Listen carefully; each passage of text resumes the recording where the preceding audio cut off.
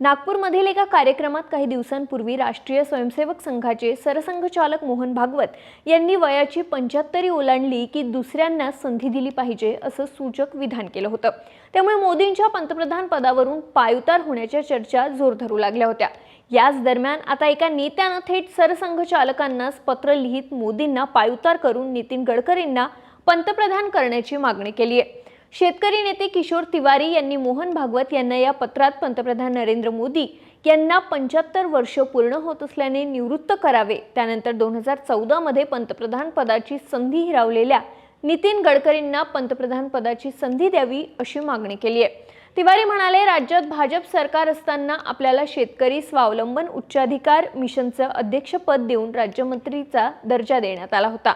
आपण राष्ट्रीय स्वयंसेवक संघाचे एक जुने संघटन शिबिर प्रशिक्षित स्वयंसेवक असल्यानं हे पत्र लिहित असल्याचंही त्यांनी स्पष्ट केलं। देशाने मोदी यांना 11 वर्ष काम करण्याची संधी दिली। मोदी यांनी प्रभू रामचंद्राचं भव्य मंदिरासह अनेक चांगली कामंही केली। 2012 मध्ये काही नेत्यांनी बोगस बिनबुडाच्या घोटाळ्याचा आरोप करणारा कट रचून नितीन गडकरी यांच्या पंतप्रधान पदाची संधी हिरावली होती। या सर्व गोष्टी नितीन गडकरींना आपण 14 डिसेंबर 2012 ला सांगितल्याचा गौप्यस्फोटही किशोर तिवारी यांनी यावेळी केलाय। यावेळी किशोर तिवारी यांनी ज्येष्ठ नेते लालकृष्ण अडवाणी आणि प्रकाश जावडेकर यांच्याबाबतही धक्कादायक दावा केला।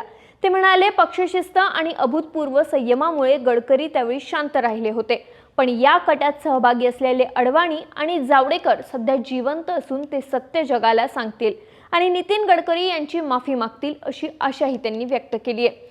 मागील काही दिवस मोहन भागवत यांच्या विधानावरून मोदी निवृत्त होतील की काय अशा चर्चा होत्याच। आता या पत्रामुळे या चर्चांना अधिकच बळ मिळालंय।